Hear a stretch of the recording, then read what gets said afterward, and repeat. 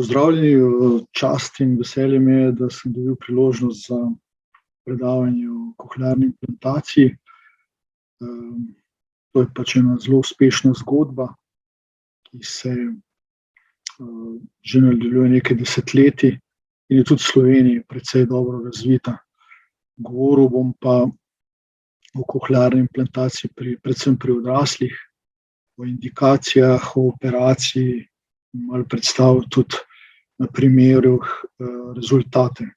Sicer pa delam v UKC Maribor na kliniki za otorinolaringologijo in to že več kot 30 let.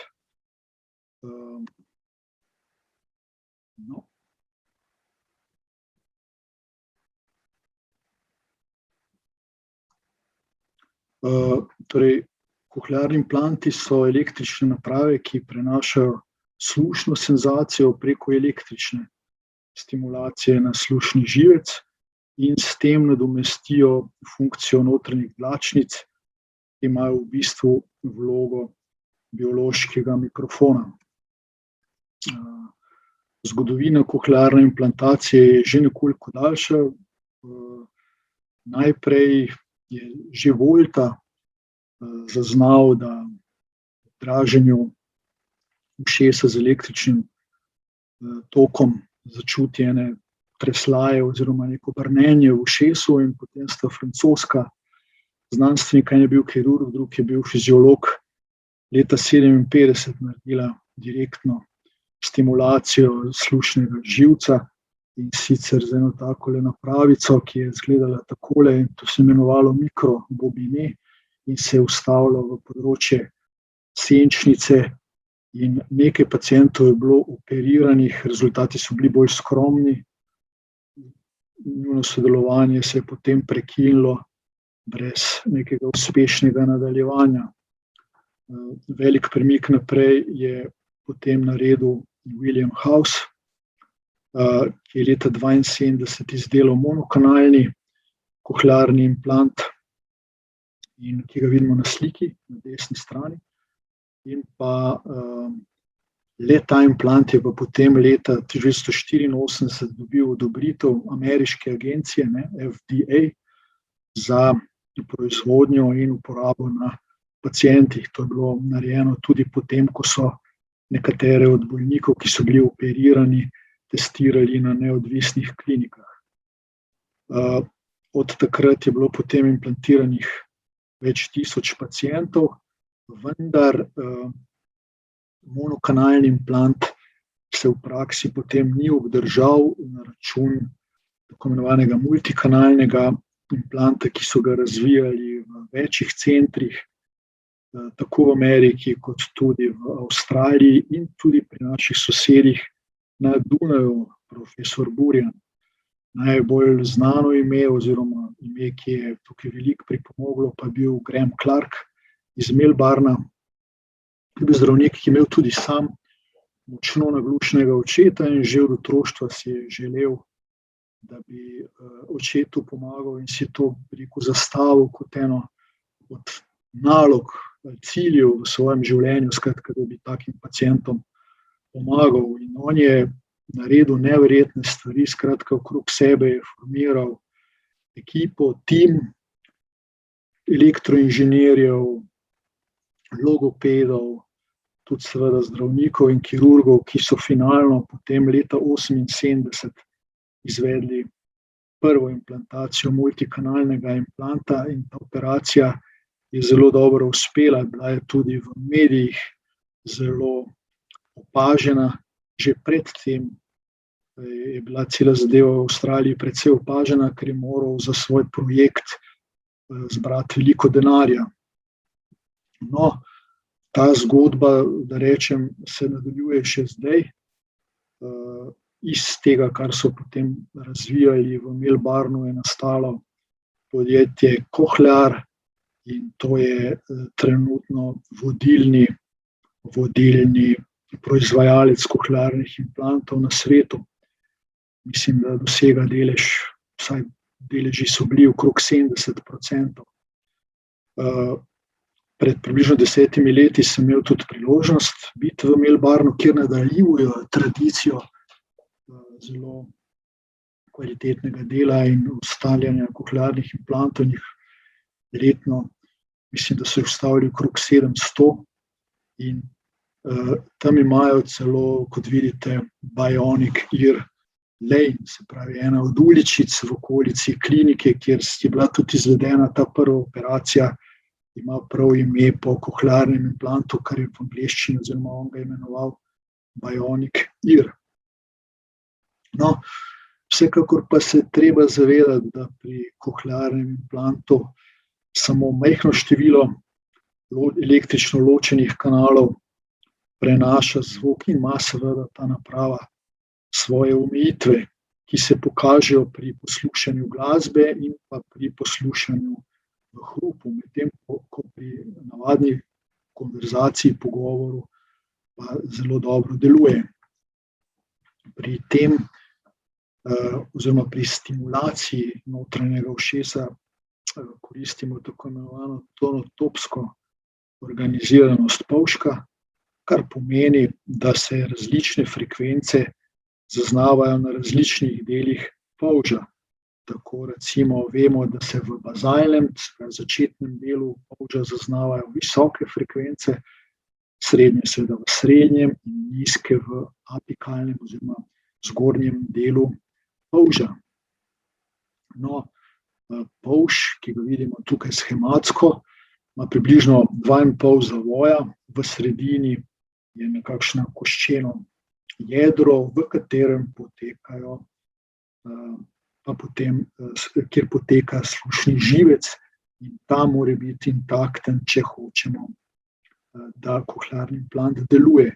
Problem pri gluhosti oziroma težki naglušnosti pa je ravno na nivoju kohleje, se pravi, da čutnice, ki se nahajajo na tako imenovani bazilarni membrani, ki jo kažem tule, pravzaprav odmrejo in ne prenašajo dražljaja na slušni živec.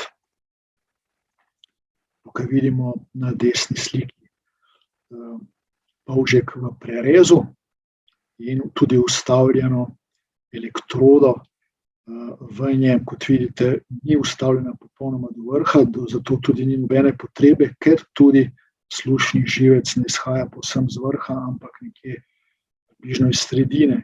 In tudi vemo, v kateri del polžka želimo vstaviti elektrodo, to je tako imenovana skala timpani. V tem delu je elektroda najbliže slušnemu živcu. Če bi jo vstavili recimo višje gor, je razdalja do tja bistveno večja.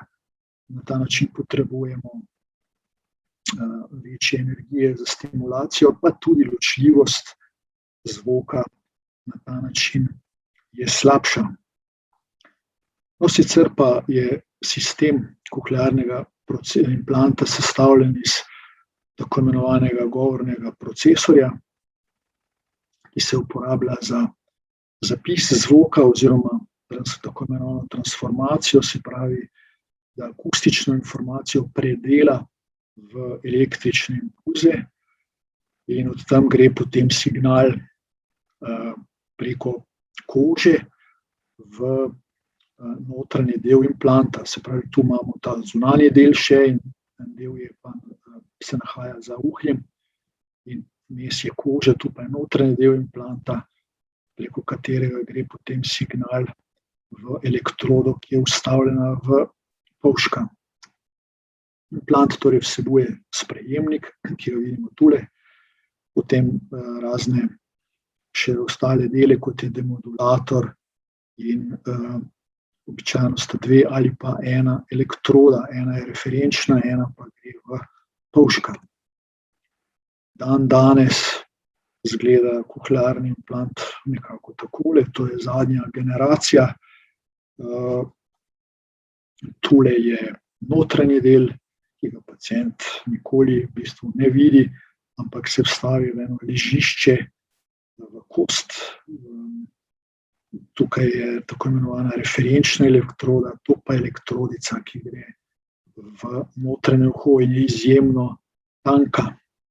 Lahko si predstavljate, se pravi, na temle tako imenovanem proksimalnem delu je njen premer 0,6 mm, tukaj, kjer ima pa vršiček, pa 0,3 mm. Zunanji del je lahko tako imenovani zaušesni, angleško behind the ear, se pravi del, ki se pričvrsti na uhelj. In v tem delu je tudi akumulatorska baterija, ki se potem polni na električni tok, potem pa je povezava z transmiterjem, ki je v tem primeru pritrjen z ušesom na kožo z magnetom.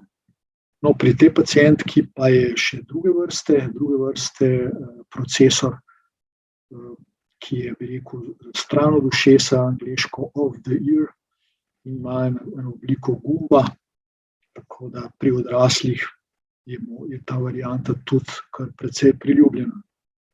No, sam govorni procesor ima v sebi integriran mikrofon, ki zvočni signal najprej pojača, potem se dogaja tako imenovana že prej omenjena transformacija tega signala v električnega, in potem gre signal preko transmiterja v sprejemnik in v elektrodo. Da bi pa kohlearni plat delal, pa so potrebne nevralne poti, se pravi ne samo slušni živec, ampak tudi tako imenovana akustična proga v možganih in v podaljšani hrbtenjači, ki vodi pot do tako imenovanega temporalnega režnja v možganih, kjer se zvok pravzaprav zaznava. No, kar se tiče elektrod, so se s časom razvile različne in poudarek je ravno na tako imenovani individualizirani kohlearni implantaciji, se pravi, niso vsi bolniki enako naglušni, nekateri so popolnoma gluhi, drugi imajo ohranjen deloma sluh, imamo tako imenovan rezidualni sluh, ki ga ne želimo izgubiti in ga želimo po možnosti ohraniti, in v ta namen lahko izberemo drugačne elektrode, ki jih tudi vstavimo v različno globino. In tudi debelina teh elektrod je tanjša, so tanjše, in delijo se pa tudi potem, ali nalegajo na stransko steno notranjega ušesa ali pa na notranjo steno, kjer so potem bliže slušnemu živcu. Te se imenujejo tako imenovane perimodiolarne elektrode. No, in tu vidimo elektrode različnih proizvajalcev. Tele zgoraj so avstrijske, tele so avstralske, ampak pravzaprav vse se nahajajo v polžju, razen da se da globina te vstavitve različna. No, pri tem konkretno ima pacient še nekaj rezidualnega sluha, ki ga ne želimo izgubiti, in pravzaprav samo tisti del, kjer slabše sliši, to so visoke in srednje frekvence, s to elektrodo stimuliramo. Da se pa potem s posebnim računalniškim programom določiti, koliko je ta polž dolg. Kar je zanimivo, je, da je to različno pri različnih pacientih, pa noben nima čisto enakega, in na ta način lahko potem tudi načrtujemo, kakšno elektrodo bomo vstavili. To, kar je tudi, bi rekel, zelo zanimivo oziroma priročno, je, da je šla seveda tehnologija naprej in so se razvili številni dodatki, lahko se s to napravo poveže preko Bluetootha, lahko nekdo nosi dodatni mikrofon, to je zelo, in se, bi rekel, to, kar govori, sliši v kohlearnem implantu, to je zelo koristno v pedagoškem procesu, potem pa tudi obstaja telefonska zanka in pa tudi tako imenovana povezava z audio tehnologijo streamer. In ti dodatki jim je skupno to, da omogočajo boljše razumevanje v neugodnih okoliščinah. In tudi telefon, recimo, lahko slišite v samem kohlearnem implantu. Tisto, kar je zelo fino, je tudi to, da ga je možno uporabljati v vodi. Skratka, lahko, če imate otroka ali seveda, če se sami greste kopati, lahko nosite kohlearni implant v vodi in na ta način slišite, če se vam kdo približuje ali če vas kdo sliši iz obale. V ta namen pač se pritrdi ena taka silikonska zaščita na površino oziroma okrog govornega procesorja. No, kakšne so indikacije za kohlearne implante pri odraslih? Lahko rečemo tako, pri bolnikih, ki z nobeno drugo metodo slušne rehabilitacije ne zmorejo doseči zadovoljivega razumevanja govora.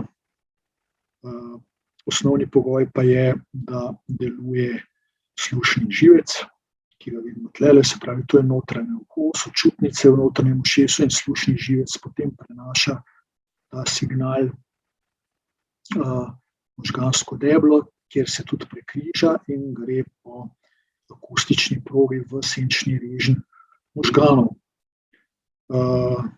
Tudi seveda mora tale polž biti dovolj razvit, da lahko vstavimo elektrodo vanj.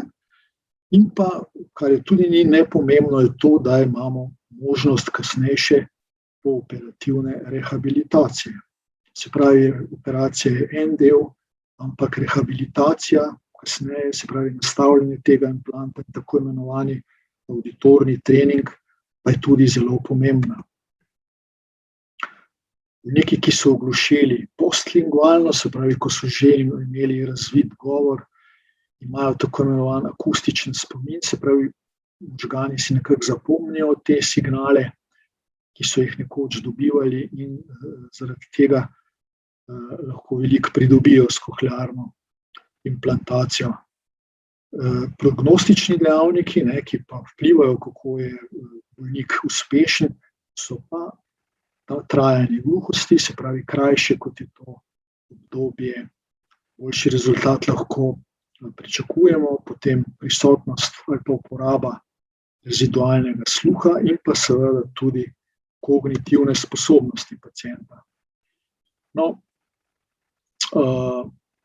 povprečna izguba pri takem bolniku je vsaj pod 75 decibelov na audiogramu, med 250 in 4000 hercov, in pa govorna diskriminacija, se pravi ločevanje oziroma razumevanje besed z slušnim aparatom pri 65 decibelih je slabše od 45%. To se pravi, če razumemo manj kot to, je seveda naša sposobnost razumevanja govora bistveno slabša in imamo seveda velik problem.